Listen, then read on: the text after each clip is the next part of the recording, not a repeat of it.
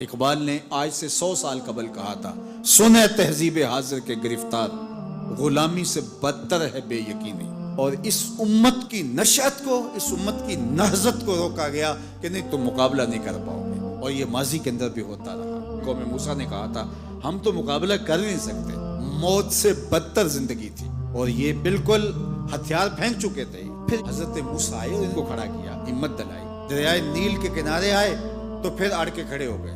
چونکہ 12 قبیلے تھے تو کہنے لگے کہ ہم ایک ہی راستے سے نہیں گزریں گے، دشمن پیچھے چڑھا ہوا ہے اور یہ قوم اڑ کے کھڑی ہوگی ہے دریائے نیل کے کنارے کہ نہیں ہم ایک سوراخ سے نہیں گزریں گے، ہمارے قبیلے الگ الگ ہیں، لہٰذا ہمارے لیے الگ الگ راستے بناؤ۔ قومیں جب نکبت میں، رسوائی میں چلی جاتی ہیں تو یہی حال ہوتا ہے۔ وہ کسی نے کہا کہ ہم ایران کا ساتھ نہیں دے سکتے، وہ تو شیعہ ہیں، تو میں نے کہا کہ چلو آپ نیتن یاہو کا دے دو، وہ تو سنی ہے۔ اس حالت کے اندر نیل کے کنارے کھڑے ہیں اور اب بھی کہہ رہے ہیں کہ نہیں ہم ایک گلی سے نہیں گزر سکتے۔ 12 رستے بن گئے، 12 رستوں سے 12 قبیلے گزرے، ادھر وہ بالکل دوسرے کنارے کے قریب پہنچ گئے، ادھر ان کا آخری آدمی دریا میں داخل ہو گیا۔ اب حکم ہوا دریا کہ اب تو چلنا شروع ہو، اور یہ پھر پانی میں ڈوب رہے تھے اور یہ کنارے پہ دیکھ کے اپنے قاتل کو آنکھوں سے دیکھ رہے تھے۔ بڑا لطف آتا ہے جب قاتل کو مرتے ہوئے دیکھیں۔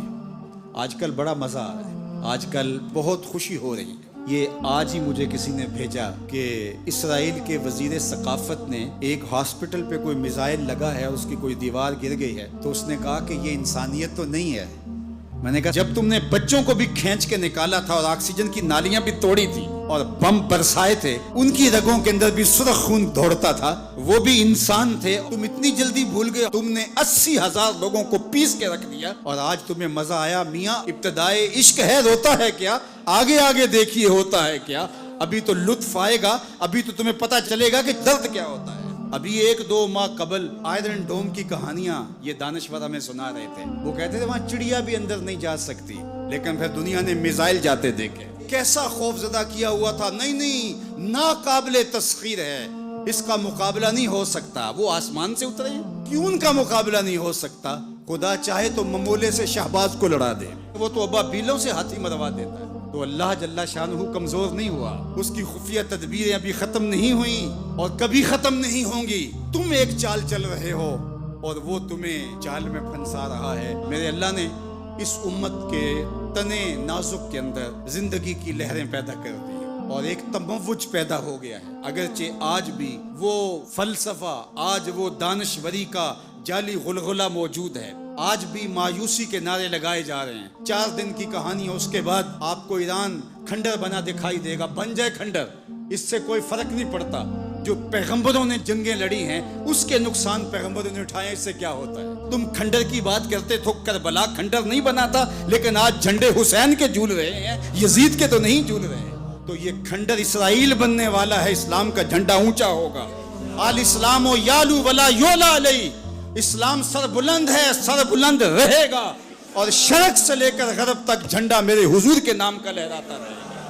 اس لیے ہمیں پوری قوت کے ساتھ ایران کے ساتھ کھڑا ہونا ہوگا۔ یہ ایران کی لڑائی نہیں ہے، یہ امت کی لڑائی ہے۔ یہ ان 80,000 بچوں کا، بوڑھوں کا، جوانوں کا بدلہ لینے کے لیے کھڑی ہوئی ہے امت، جن کو پیس دیا گیا اور ان کے اوپر نوحہ بھی نہیں پڑنے دیا گیا، جن کو بھوک اور پیاس سے تڑپا تڑپا کے مارا گیا۔ آج ان بچوں کا بدلہ لیا جا رہا ہے جو انہوں نے اذیتیں دی، جو کچوکے دیے۔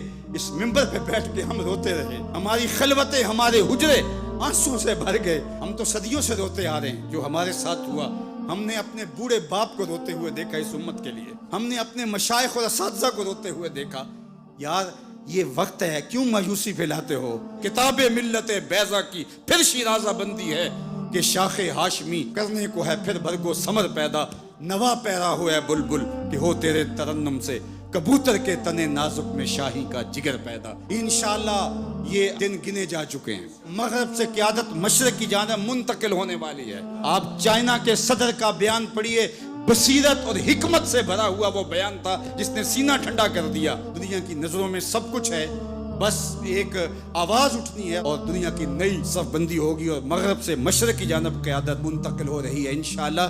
اور وہ وقت دور بھی نہیں ہے کہ انشاءاللہ اسلام کا جھنڈا پوری دنیا کے اوپر لہرائے گا اور مسلمان سر بلند ہوں گے۔ اور یہ بات ہم عرض کرنا چاہتے ہیں، پوری دنیا بھی اسرائیل کو مان لے، پاکستان کبھی تسلیم نہیں کرے گا انشاءاللہ۔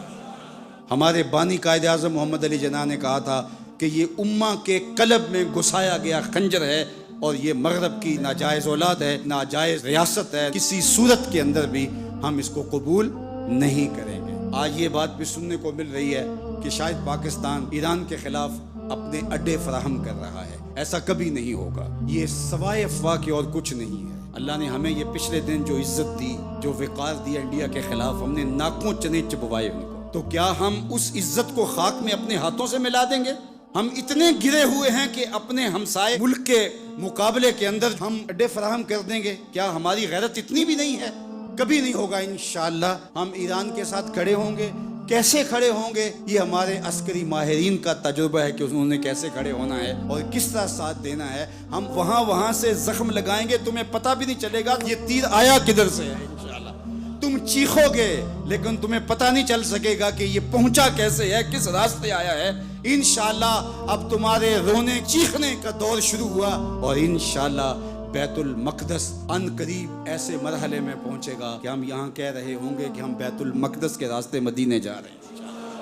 انشاءاللہ بیت المقدس آزاد ہوگا اور ہم ایسے حج عمرے کریں گے کہ اللہ کے ایک گھر سے احرام باندھیں گے اور دوسرے گھر میں جا کے عمرہ کر کے اور حج کر کے کھولیں گے انشاءاللہ العزیز۔